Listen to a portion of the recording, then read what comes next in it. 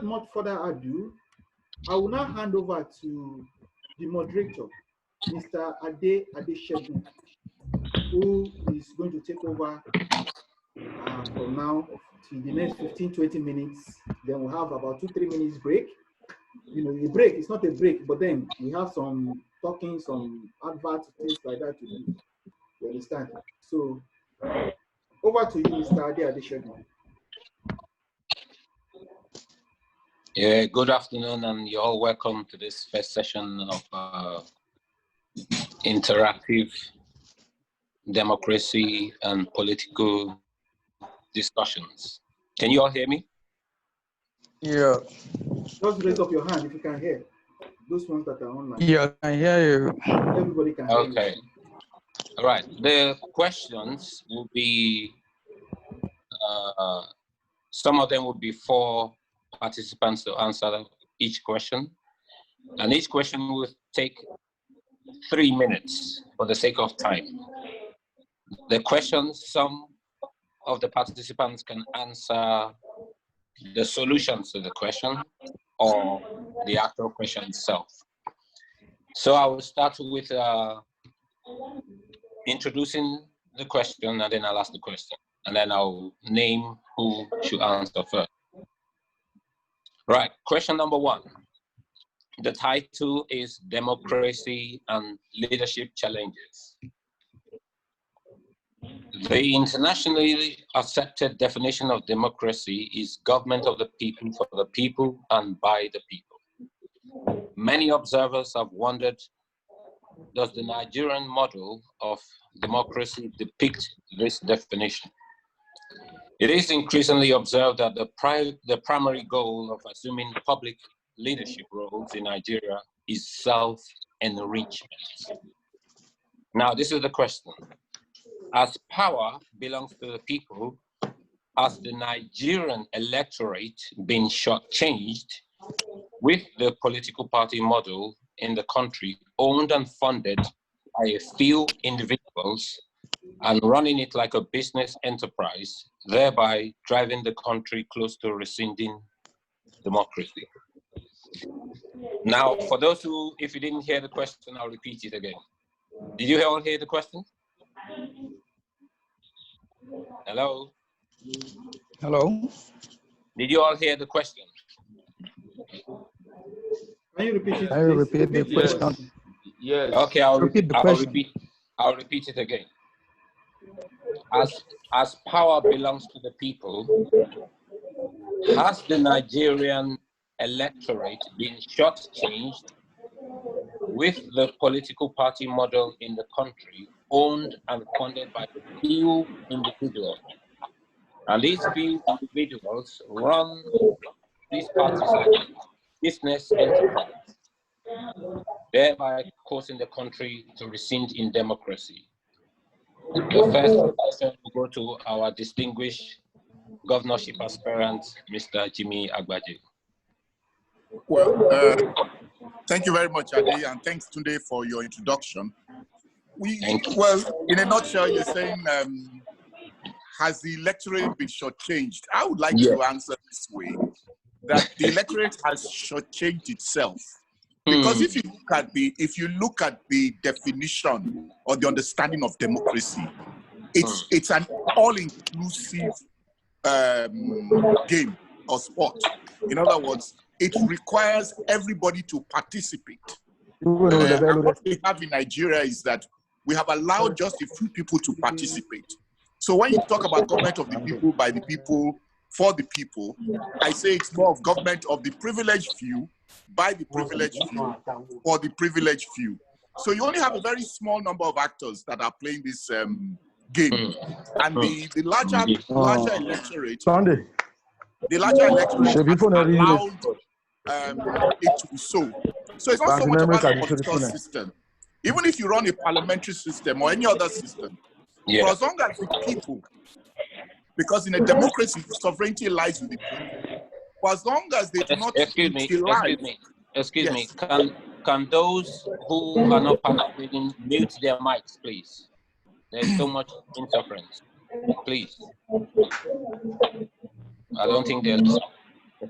Okay, go on, sir. Go on, sir. Yeah. So for as long as the people do not use that power they have, the sovereignty that lies with them, for so long, any system you use will only be cornered by a few.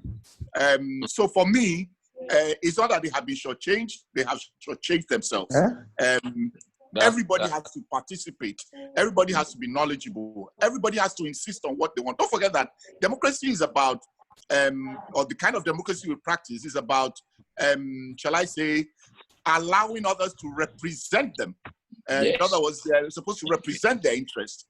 So the question is, you asked the very quickly, I'll say one, can we say that the process of even getting the representatives takes care of the majority of the people? In other words, is it the majority of the people that are deciding who's going to represent them? Take Lagos, for example, at the last elections, you had 18% of registered voters that came out to vote. Now, the question is that the majority? Assuming that those 18% voted, can we say that they represented the majority? You know? So okay, your point. My message is simply that we need more people involved. Yes. I'll come back to you on that. I have a question for you on that. The next person to counter or say their point is Honorable Rotimi Makinde. Is he in the house? Honorable Makinde? I don't think so. Okay, is Mr. Biodun Akpantako in the house as well?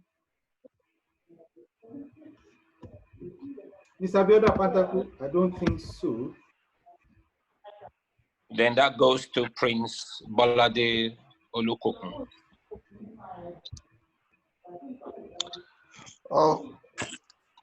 Can everybody hear me? Yes, we can hear you. Yeah, I can hear you. Okay. Good afternoon. It is a pleasure to be at this inaugural POLMOT presentation. Yes. Mr. Omitogun and Mr. Adeshegun, you are appreciated.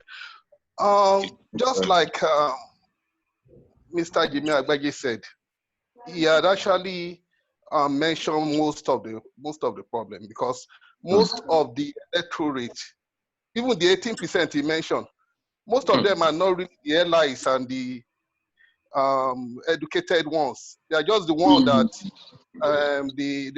they are forefathers, they are whatever, they are what would I call it? They are godfather.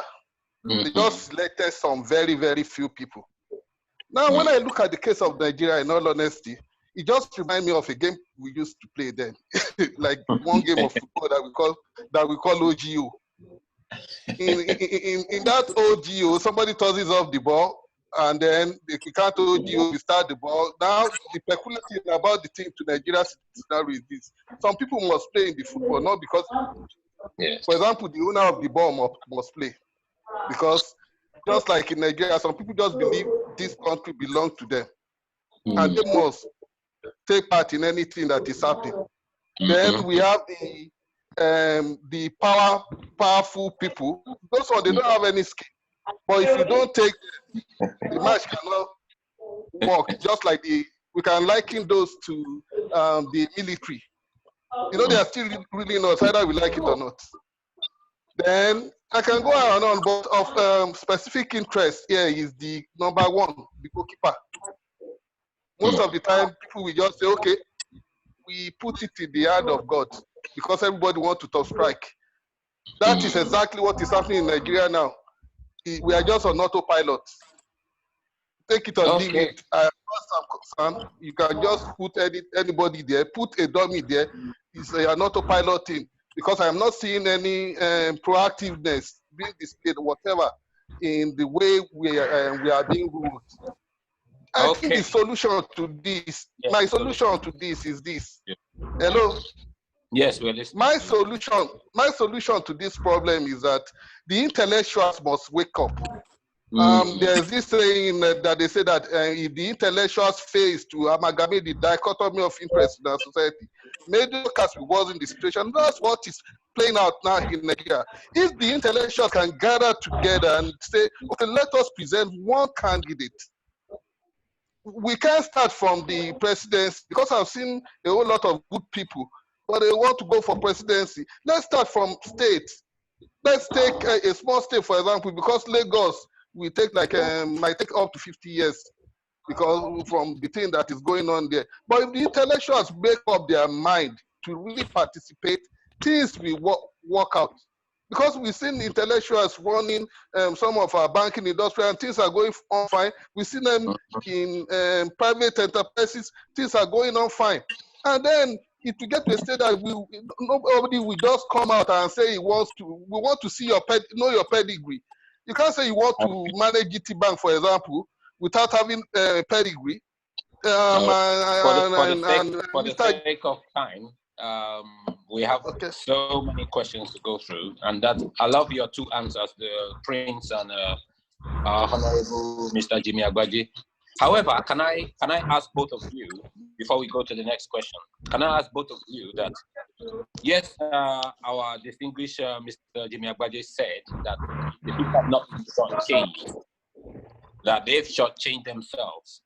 Now, could it be that the powerful, rich few have hijacked the first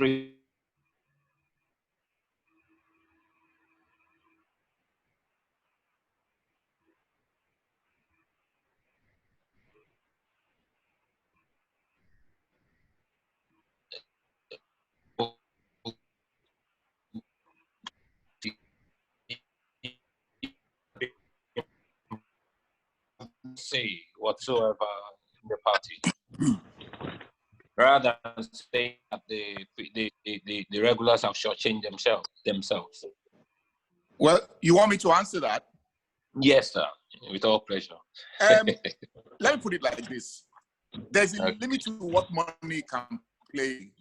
Yes, that's true. And you see, a man invests a lot of money for selfish reasons most of the time. If he realizes that his investment will not get him the desired selfish results, because people insist that this is the way they're going, he will no longer be encouraged to invest such monies. True. I don't know if you get my point.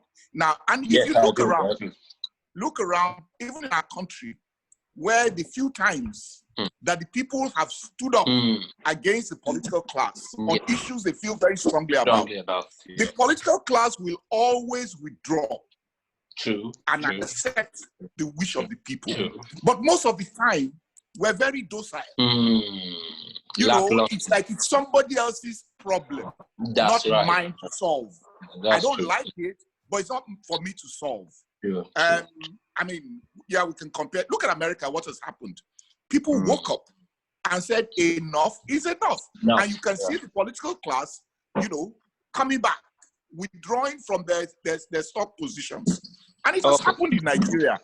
So I think that's the real issue, that money will play a role for as long as the people allow it to play such a role. So it's not the politicians. You see, the political class, many will go for selfish reasons. But the people, the sovereignty, where that power lies, can make it uninteresting for them. That's right. If tomorrow we say we do not want any member of the National Assembly to use our money to buy SUVs, as a people, they will not buy SUVs again. Yes, but because some of them will no longer find it interesting to go to the National Assembly because they cannot get the kind of thing they want. So it's us, it's the people. That's it. That's your point is quite clear. And for Prince Olukokun, thank you very much for offering that solution of our intellectuals. You're quite right. I think there's a docile attitude in Nigeria regarding what our Honorable Jimmy Agbaji has just said. So I think part of the solutions, like you said, is to actually have our intellectuals wake up. We need to wake up. So let's move to the next question before time flies before us. The next question is constitutional breaches. And the intro reads, a monumental challenge to our democracy is the imminent threat to the fundamental rights of the citizenry during political campaign and post-election. Did you hear that, all of you? Yes. All right. Now the question is, to what extent does this phenomenon constitute a threat to Nigeria's democratic values, and what are the solutions to this threat? The question goes to Mr. Abang Makpandiok, if he's in the house. The barrister. I'm in the house. Oh, good. Do you want me to repeat the question, or you heard it? Maybe you can repeat for others. I've gotten the question. I'll repeat it again. Oh well, I'll do the intro first, and then the question. The intro is: a monumental challenge to our democracy is the imminent threat to the fundamental rights of the citizenry during political campaigns and post-elections. Now, the question is, to what extent does this phenomenon constitute a threat to Nigeria's democratic values, and what are the solutions to this threat? Good afternoon, all. Yes, good afternoon. I want to look at this issue. When you talk of fundamental rights, you know how important the fundamental rights are. That's why they are entrenched in Chapter 4 of the Constitution of the Federal Republic. Indeed. And when you talk about the political gathering, you find out that Section 40 of the Constitution provides for the right to peaceful assembly, as well as association of people. And also Section 41 also provides for the right to freedom of movement. But you find out that this right is well entrenched in the Constitution. So during campaign, people move about. The government or the political parties may have their different way of trying to restrict people. But you find out that in all, the Nigerian political setup, when campaign comes up, everybody attend the campaign ground. Yes. You find out that almost 90% of people who attended APC campaign rally, they will also attend PDP campaign rally. And so their right for movement is actually not restricted in that sense of the word. Then the same way, the right to assembly is allowed. You can assemble, you can form political party as provided in Section 40. But like stated by the discussion on question 1, you find out that because of the money needed and the way that this thing ought to go, some of these things cannot be done properly because you need money to run political parties. And so at the end of the day, people who have money will hijack the party and bring money and push it on. So because they bring this money, when you, in fact, in some areas in Nigeria, you go and introduce yourself and tell them you believe in an ideology of any political party, they will laugh at you. They will tell you that if it's not APC or PDP, then you are wasting your time. Now, if you now look at that, so prior to campaign, because it's not a big issue. Where we really have problem is after campaign. When the government is post-campaign, when the government is installed, and something happens, the electorates are not happy. You now find out that the same government that will rely on the people is now the one saying you cannot peacefully protest. You cannot express what you do not like. So let me just cut you short there, if you permit me.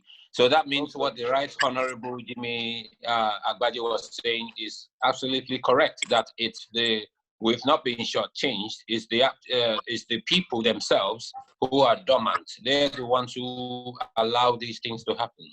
Would you agree with that? I agree with him 101%. I even want to say that the candidate was even saying 18% of Lagos. The number is not up to 18% because if Lagos has 20 million population, Lagos has 20 million population, 6 million registered, but 1-point-something million votes. The last election, look at the statistics, 1-point-something million participated out of 20 million. Even 6 million that registered. So about almost 5 million start back at home. That's why when to further support what he said, if you listen to what the governor of Kaduna said, El Rufai, he said if he comes to Lagos, he will break godfatherism in Lagos. Because he will find out why do 4-point-something million people don't come out to vote. Why is it that only 1-point-something come out to vote? Okay, your point. Those people, your point is taken for the sake of time. So let me go back to my point. Yeah. Yeah. Oh, so you have I a few seconds. that, but the laws of Nigeria are made it clear. You have the right to movement, to protest. Yes. You don't need police permit to go on peaceful demonstration if the government do something you don't like. So these things are well stated. The court have declared in many cases. Yeah, the court have, what I'm saying that the court have declared you don't need police permission to go on the street if the government is doing what you do not like. You go and express that is your right. Thank you, in the Constitution. Thank you. And you have to exercise it. We appreciate your legal knowledge to all this. The next participant to this question is Professor Fatima Lawal. I hope she's available. Professor Lawal. Do you have anything different? Or yes, I'm available. Yes. Oh, good. I quite agree with my learned colleague. Good. On the issue of fundamental human rights. He has actually quoted some chapters of the Constitution, the 1999 Constitution, like chapter 4, section 40, section 41, on the right to movements and peaceful assembly. I quite agree with you, but at the same time, you will agree with me that democracy is not. It is only when it is the rich and those in his power that we often take democracy seriously. But when it involves citizens, we often forget what democracy really means. Although our Honorable Jimmy Agbaje said that people are being used, they allow themselves to be used. It is true. And there are many factors that are responsible for this, why people are being used. I will later come up with those factors that are responsible for people not to be able to take this on their own. The politicians office, you will see that the candidates, when they are seeking for political offices in Nigeria, often make promises to people. They will tell people, we are going to do this, we are going to do this for you, we are going to do this or that for you. That's right. These are empty promises. They give them empty promises in order for the people to be able to vote for them. And these candidates that are promising, they don't know the rudiments required to deliver on such campaign promises. A lot of these candidates are often not conscious or aware of what promises are all about. They are so desperate in order to get to the power. So they will, at any point in time, give empty promises, or they know that they will not be able to fulfill. Thank you. In fact, so there are many factors. There are lots of factors that not just pose a threat in pre and post election campaign promises. We have the issue of the money lenders, the greed of the people, the economic deprivation, and that is why people are being used. That is why people are being allowed to be used, just like what our Honorable Jimmy has said, and my learned colleague as well. Yes. The education, the exposure, a lot of things are being combined together. Why democracy will not be actually practiced in the country. As well presented. I think all of you have hit the nail on the head. And for the sake of time, we have so much questions and time is not on our hands. We're already going to 3 o'clock. Is Mr. But I'll still come back to you. Is Mr. Akpantakun in the house? I don't think so. And if he's not, then we just go to number 3. Number 3, it reads thus. The title is The Future of Nigeria's democracy in relation to inter-party defections and intra-party conflicts. So there are two situations here. We have inter-party decampings or defections, and we have intra-party conflicts. Now, what good is this to our democracy? Now, I'm just going to read the intro and then ask the questions. The politics of intra-party crisis and inter-party decamping have become a major problem in the history of Nigerian democracy, particularly during the Fourth Republic. Now, the question, the first question, I think there are 4 questions and 4 individuals to answer. The first one is, what is the effect of these defections to the nation's democracy? That question goes to Dr. Yomi Gidado. I hope he's in the house, Dr. Gidado. He will soon be in the house. I think he's finding it difficult to enter. Just ask the other people, then come back to him there. Okay. The next, Professor Abdul Wahid Salihu. What is the effect of these decampings or defections to the nation's democracy?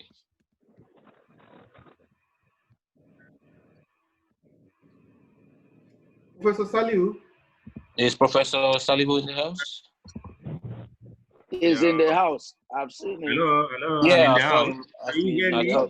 Oh, yes, I can see you now. Oh, yes. Great. Thank you, Mr. Adeshegun and Omitogun, for organizing this webinar. Thank you for accepting to be. It's like a 1 step forward and 10 steps backward. Wow. Why do I say this? Where there is an ideology, it's like you are just you put seed upon sand and you keep watering it. You discover that the thing is growing. By the time you uproot and decide to go another platform, it means you are starting afresh. There is no way a democracy will grow or sustain us that way. The effect of the campaign is because we don't have party ideology. And I want to believe that if the campaign has to do with issues, out, or you need to look at incidences of the campaign.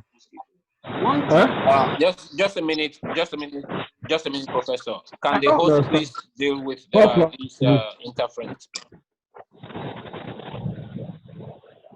There are people who don't have their mics off. Can you please turn off your mics, please? All right, go on, Professor. Oh, great. So what I'm saying is that inter-party defection, if the defection is based on issues, there are some instances where your right is being infringed. We have seen from the 2 sides of the divide. Being a party growing, that party investing on that party for like 10, 15 years, and somebody will come a day and they will rubbish you.